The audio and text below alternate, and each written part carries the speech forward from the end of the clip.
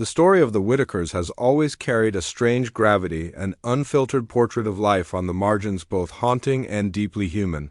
In the small and isolated community of Odd, West Virginia, the family became a window into an America few had ever truly seen, their lives unfolding in whispers and raw footage that felt both intimate and unsettling. What began as a quiet exploration of survival and resilience has now taken a darker turn, one filled with betrayal, paranoia, and suspicion. The kind that can ignite in the smallest of towns and spread like wildfire. In recent months, a quiet storm has been gathering around one name.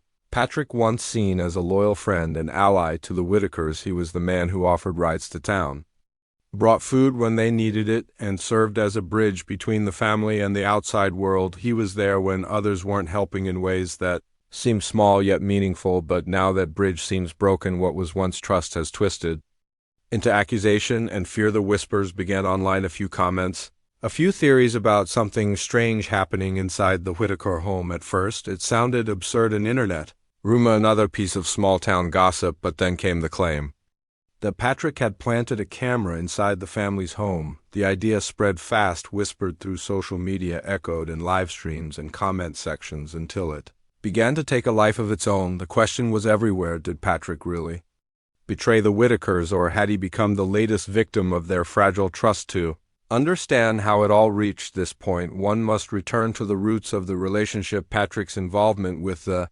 Whittakers was never born out of fame or money. He had known the family for years, long before the world discovered them through documentaries and viral videos. He helped them quietly, brought them food, asked if they needed a ride, and treated them with the kind of respect few outsiders ever managed. For a family so accustomed to being gawked at or misunderstood, Patrick represented something rare, familiarity. Yet, as the attention around the Whittakers grew, their world began to fracture. The camera that once captured their lives now became a symbol of intrusion. The visits from outsiders, the endless stream of curious filmmakers and online personalities, turned their home into something between a sanctuary and a spectacle. Some in the family embraced the attention, others grew wary, suspicious, uncertain who was helping and who was watching. It was in this tense atmosphere that the accusation emerged. Larry, one of the elder Whittakers, began telling people that Patrick had planted a camera inside their home. The story was simple in its telling, but heavy in implication. Patrick, the helper, the friend, had become the spy, the betrayer. According to Larry and his daughter BJ, someone had hidden a camera among their belongings, recording them without permission. They were convinced that Patrick was behind it. Patrick denied it completely. He claimed he had only been inside the house twice, once when he was on crutches, barely able to move. He said he never stayed long, never had time to plant anything, and never would. I don't know where this is coming from. He told them, "I've been there maybe twice. I helped when I could. I gave them tomatoes, gave them rides, checked in on them. That's all I ever did." But denial rarely ends. Suspicion in small communities where truth mixes easily with fear, stories grow in the spaces between facts. Larry claimed that Patrick somehow knew too much about what went on inside the house, conversations, things that only someone close could know. To Larry, that was enough proof. There had to be a camera hidden somewhere. From there, the rumor spiraled. Online commentators picked it up. YouTubers discussed it, dissected it, replayed clips, speculating whether Patrick's kindness had been a mask and whether the entire relationship with the Whittakers had been one long manipulation. But those who knew Patrick said otherwise. They spoke of a man exhausted by false accusations, confused by the chaos, and heartbroken that the people he cared for had turned on him. Meanwhile, another name began to rise. Brian. He had once gone to school with BJ and had recently returned to Odd, West Virginia, positioning himself as the new voice for the Whittaker family. To some, he was a friend; to others, an opportunist.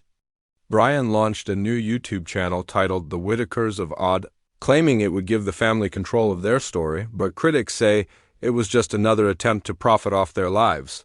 The shift created a deep divide between the online community and those who had previously supported Patrick. Many began to see Brian as the new savior figure, stepping into the same role Patrick once held. The tension between these two men became symbolic of a much larger struggle around the Whittakers, the battle between compassion and exploitation, between empathy and control. Each person who entered their lives claimed to care, to want the best for them. Yet each brought their own motives, their own expectations, and their own audience. Watching from afar, the line between helping and handling, between protecting and profiting, blurred beyond recognition. As accusations flew and loyalties shifted, one truth became unavoidable: the Whittakers once again stood at the center of a spectacle they never asked for. Their poverty, their mental struggles, their isolation, all transformed into public content. And through it all, one haunting question lingered: who truly cares for them, and who just cares for the clicks? In Patrick's case, the answer might never be clear. To some, he remains a man unfairly accused, someone who tried to help and was devoured by the same system that elevated him. To others, he became part of the cycle, a man who got too close, crossed too many boundaries, and paid the price. The truth is buried beneath layers of pain, misunderstanding, and fame. What we do know is this: the story of the Whittakers has never just been about one family in West Virginia. It has always been about how the world looks at poverty, how it stares at difference, how it decides who is worth saving and who is better left alone. Now that same world is watching again, this time not with curiosity but with accusation. Patrick's silence in the face of controversy speaks louder than any defense. He has stepped away from interviews, his social media quiet, his visits to odd less frequent perhaps. He has realized that no good deed goes unpunished in the age of viral empathy, or perhaps the accusations cut too deep. The irony is cruel. The man accused of spying was the same one who once brought comfort, the friend turned suspect, the helper turned villain. In odd the whispers continue. The Whittakers themselves live much as before, insulated from the outside world, in a home that outsiders describe as collapsing yet stubbornly alive. The same walls that were said to hide cameras now hide wounds invisible to any lens, and though the family may not see it, they remain the center of a storm that shows no sign of ending. The saga of Patrick and the Whittakers is not just a story of accusation, it is a story about boundaries, about what happens when compassion meets spectacle and when humanity becomes content. Each time a camera turns toward them, another line blurs a little more. What began as kindness now echoes as confusion. What began as care now trembles as chaos. And as the world keeps watching, the question remains: has Patrick truly betrayed the Whittakers, or has the world betrayed them all? If you believe the truth still matters in a world drowning in speculation, comment down below and let your voice be heard. As the days passed, the tension surrounding Patrick and the Whittakers only deepened. The small town of West Virginia seemed to hold its breath while the online world erupted with theories and accusations. Threads on social media turned into battlefields where strangers debated who was right and who was wrong. Every post about Patrick drew hundreds of comments, some calling him a liar, others defending him as a man unfairly caught in a web of confusion. The strange thing about this story was how fast kindness had turned into suspicion. What once looked like friendship now appeared through the lens of betrayal. In every whispered rumor and every edited video clip, the lines blurred between truth and performance, between the reality of the Whittakers' daily lives and the versions of them built by people who claimed to be helping those who knew Patrick in real life. Described him as quiet, methodical, a man who rarely raised his voice, yet beneath that calm exterior there was a growing frustration.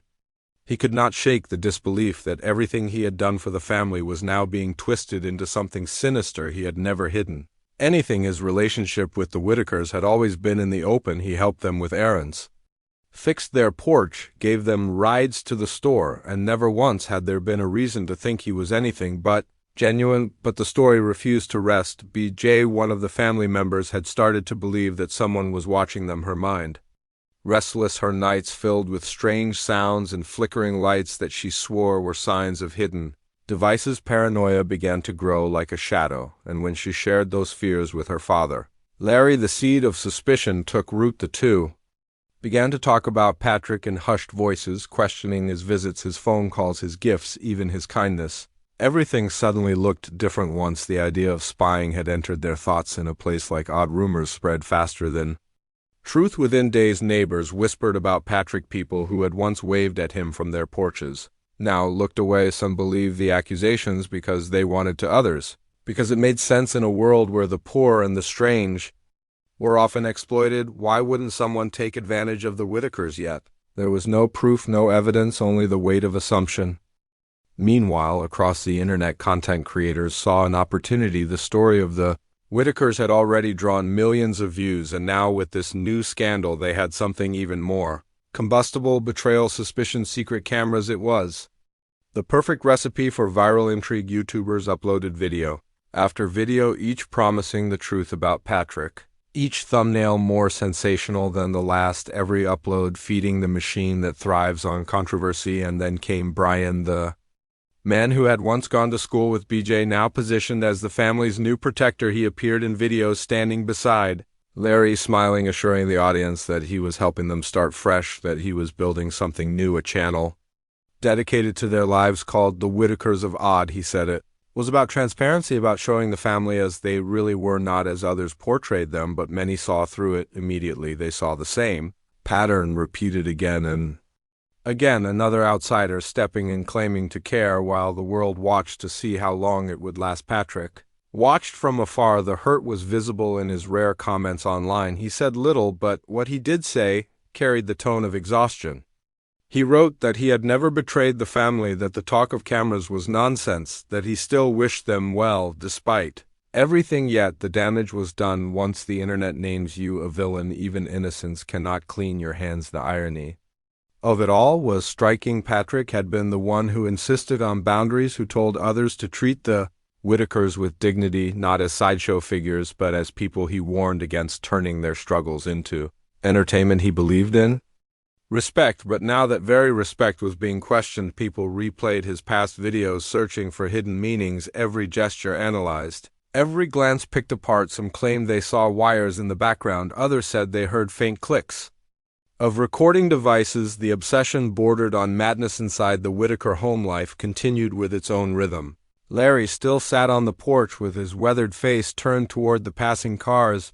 BJ moved in and out of the house, muttering about being watched. Timmy, quiet as ever, followed routines no outsider could understand. They did not see the chaos the internet was building around them, or perhaps they did, but it had become normal after years of strangers visiting, filming, asking questions. This new chapter was just another storm to endure, but beneath that normalcy there was something deeper, a kind of sadness that comes when trust dies. For a family like the Whittakers, trust is fragile. They have lived their whole lives on the edge of judgment, ridiculed by some, pitied by others, and now even those who once claimed to be friends were turning into enemies. The words of the world reached them in fragments, twisted through whispers and half-truths, and though they could not see the full scale of the debate, they could feel its weight. For those studying the situation from the outside, the case of Patrick and the Whittakers became a modern parable about boundaries, empathy, and exploitation. How far should one go to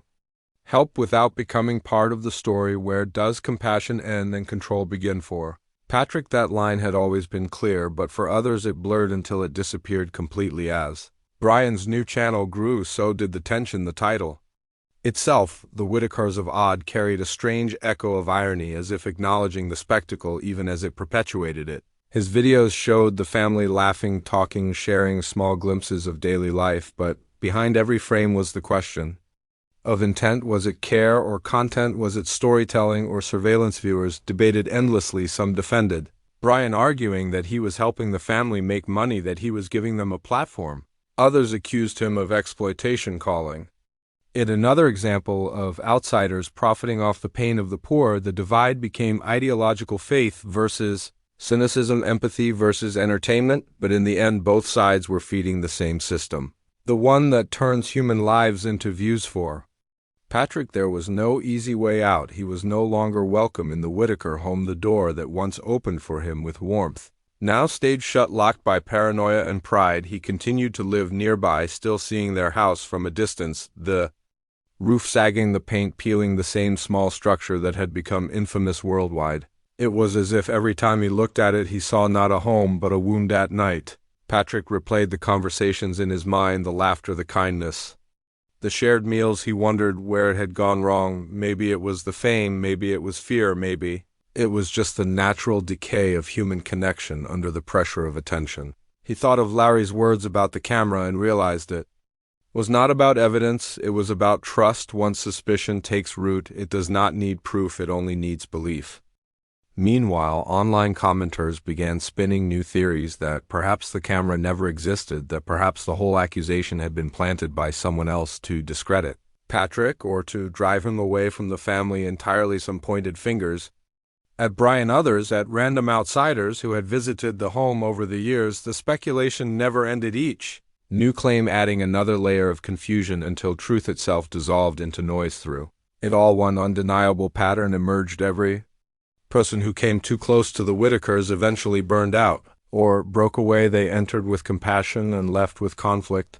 The family seemed to exist at the center of a cycle that devoured goodwill, turning friendship into suspicion, help into harm, and sincerity into spectacle. Observers began calling it the curse of Odd, the idea that anyone who tried to save the Whittakers would eventually be consumed by the same darkness they sought to fix. Patrick was just the latest name in a growing list of outsiders whose good intentions had turned against them, but perhaps what made his story different was how quietly he carried his pain. No dramatic outbursts, no lengthy defenses, just silence and retreating. The background, the mountain air of West Virginia, remained the same, the dirt roads winding past old trees and broken fences, the town quiet except for the whispers that still floated through its streets and the occasional laughter coming from the Whittaker yard. The same laughter that had once warmed Patrick's heart now sounded distant, like an echo of something that could never return. If you believe compassion should never be mistaken for betrayal, and that every story deserves to be told with honesty, comment down below and let your voice be heard. As the weeks unfolded, the storm surrounding Patrick did not fade. Instead, it grew deeper, more tangled, more personal. The internet had moved on to other stories, but within the hills of West Virginia, the echoes still lingered. The Whittakers, now divided by confusion and silence, continued to live their days in the same worn home, while Patrick became almost a ghost in their story, present yet absent, remembered but not welcome. The camera rumor had become something larger than any single accusation. It was now a symbol, a reflection of how easily trust can collapse once people begin to believe they are being watched. The human mind twists everything into evidence. A glance becomes suspicion, a coincidence becomes proof. And soon the line between reality and fear is gone completely for Patrick. This realization came slowly. In the beginning, he tried to reason with Larry, to explain that he had never placed any device inside their home, that he had only ever visited to help, but reason cannot reach paranoia, especially when it is fed by whispers from others. BJ continued to tell her father that she was being spied on. Her words filled with the trembling energy of conviction, and Larry, believing her, could no longer separate fact from fear. What made the story so tragic was how familiar it felt to anyone who had watched the Whittakers' journey from the start. The family had always existed in a fragile balance between love and chaos, between protection and exploitation. Every new visitor, every filmmaker, every online friend became part of the same repeating cycle: promises of help, followed by misunderstanding, followed by heartbreak. Patrick had seen it happen before. He had watched others come and go, but he never thought he would become the next name added to that pattern. In the digital world, the narrative took a life of its own. One YouTuber after another began uploading videos with titles that screamed betrayal and deception, thumbnails showing Patrick's face beside red arrows and headlines that read "Secret Cameras, Hidden Truth Exposed Betrayal in." The audience devoured it, hungry for the thrill of discovery, each creator claiming to hold the real truth, each one unknowingly pushing the wound deeper. Brian, meanwhile, thrived. His channel, The Whittakers of Odd, grew faster than anyone expected. Clips of Larry smiling, of BJ talking of their daily routines, gained thousands of views in hours, and while some viewers saw it as harmless, many others saw it as exploitation disguised as care. They asked why another outsider had stepped in so quickly after Patrick's fall, why the timing was so perfect, as if one story needed to collapse for another to rise. Behind the scenes, sources close to the family said Brian had begun limiting who could visit the Whittakers, that he wanted to control the narrative, keep their image clean and public friendly. He told them that Patrick had become toxic, that people were talking, that it was best to move on from him. This narrative slowly hardened into truth until even those who once defended Patrick began to doubt him. Patrick watched the videos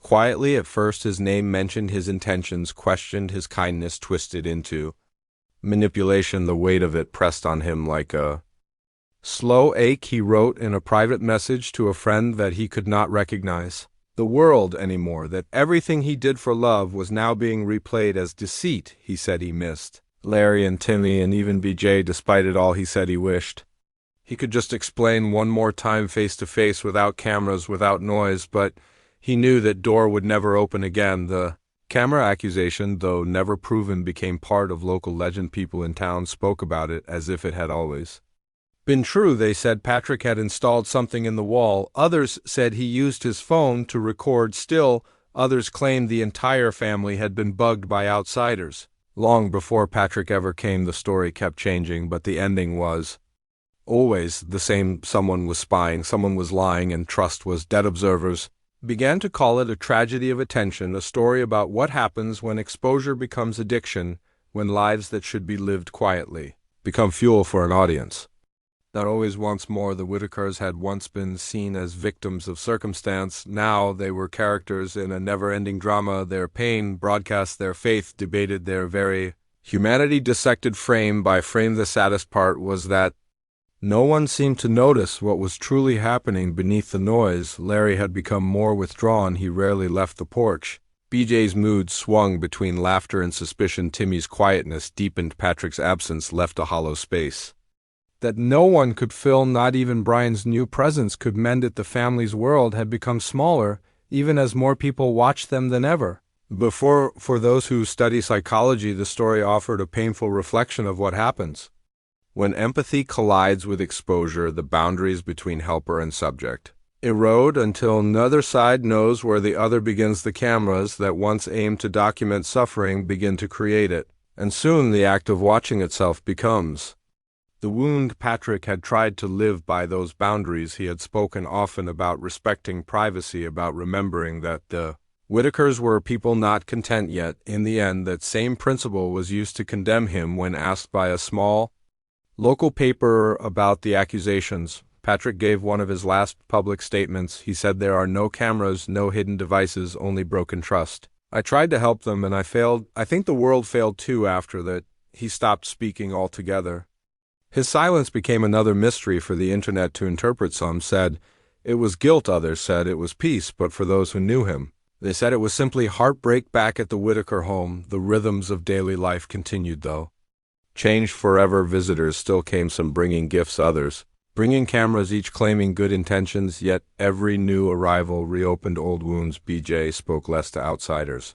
Larry's eyes seemed tired when he waved from the porch, as if he had seen too much, too many promises, too many betrayals. And still, the debate raged online. The truth lost beneath layers of commentary. Even the word betrayal began to lose meaning. It was no longer about who did what, but about what people wanted to believe. Each viewer carried their own version of the story, molded to fit their own need for heroes and villains. Patrick's guilt or innocence no longer mattered. What mattered was how his story made others feel, how it fed their certainty, their outrage, their pity. In the quiet hills of Odd, the real people, the ones at the center of the storm, lived on, far from the noise.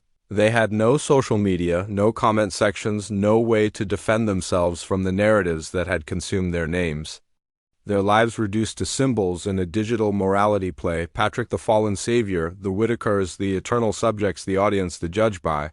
Now, the cycle had repeated so many times it felt inevitable. Outsiders came with cameras, they said.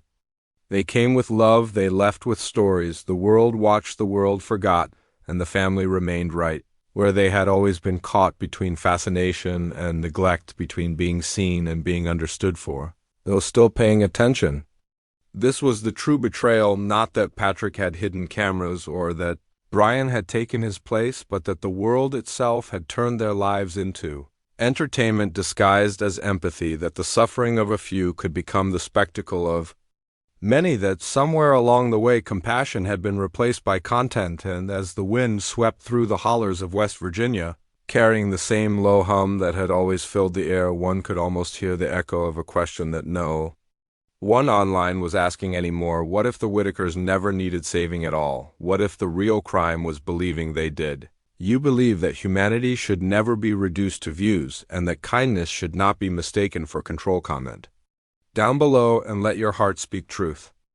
Time has a way of erasing the details, but not the feelings in the hills of odd West Virginia. The story of Patrick and the Whittakers still lingers like mist that refuses to lift. It hangs over the hollow quiet and heavy, a reminder of how easily human connection can collapse under the weight of misunderstanding and fame. What began as an act of kindness had transformed into a tangle of suspicion, betrayal, and silence, and though months have passed, the wounds remain open, invisible, but unhealed. Accusation about the hidden camera became more than just gossip. It became a kind of curse, a mirror for everyone who had ever pointed a lens at the Whittakers to ask themselves why they did it in the first place.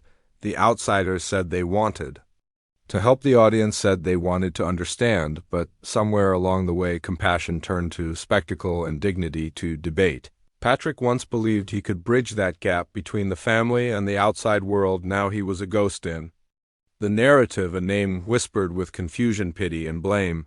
Those who knew him before the storm say he has withdrawn from public life. He no longer visits the family, no longer speaks about them, no longer engages with those who built their platforms. On his paying, his small house sits near the same narrow road that leads to the Whittakers' home, yet now he passes it without slowing down. He used to wave at Larry on the porch, but now he drives on without a glance, as if pretending that part of his life never existed, and maybe that is the only way to survive something like this. Inside the Whittaker home, life continues with its strange mixture of simplicity and chaos. Larry still wakes early, still sits on that same weathered porch watching the world go by with eyes that have seen too much. BJ still moves through the house, restless and anxious, her mind filled with worries that never quite settle. She still speaks of being watched, of someone knowing too much, and though no evidence has ever been found, the feeling persists, because in her world, feelings are heavier than facts. The mind can turn shadows into eyes, silence into whispers. Timmy still remains the quiet center of the house, his presence both grounding and ghostly. He does not speak of Patrick, does not mention the cameras, does not seem to care about the online storm that has consumed their names. Perhaps he senses something that others cannot, that the world outside has turned their lives into something unreal, something too loud to listen to. And then there is Brian, still running the Whittakers of odd, still smiling into the camera, still promising to show the truth, though every new upload feels more polished, more packaged, more distant from the reality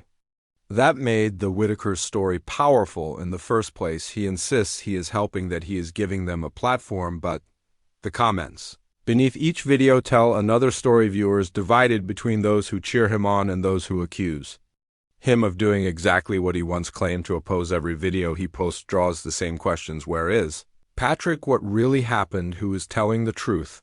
And the sad answer is that no one knows anymore. Truth has become a matter of perspective, each side carrying their own version, each convinced the other is blind. The internet no longer cares about evidence, it cares about emotion, about outrage, about having something to feel and share and post. That is the new currency of empathy, digital validation. The tragedy of the Whittakers lies not just in their poverty or isolation, but in how their existence has been consumed by those who claim to care for them. Every hand that reached out to help has also reached for a camera. Every act of kindness has come with a title and a thumbnail and a promise of truth. The line between help and harm has vanished, leaving behind a trail of broken friendships and viral confessions. For Patrick, this realization came too late, his heart heavy with regret and disbelief. He had entered their world with good intentions. He had respected them when others mocked them. He had tried to help them with food, with transport, with care, and yet somehow he became the villain. His actions twisted his motives, questioned his name, dragged through the same mud he had once tried to lift them from. In one of his final messages before disappearing from the public eye, he wrote that kindness without understanding can turn to cruelty, that helping without boundaries becomes its own form of exploitation. Those words now circulate online, quoted in debates about him, dissected by strangers who will never know what it cost to write them. The story of Patrick and the Whittakers reveals something larger about modern culture, about how stories are told and who gets to tell them. In a world obsessed with visibility, anonymity has become a luxury. To exist quietly, without judgment, has become impossible once the camera arrives.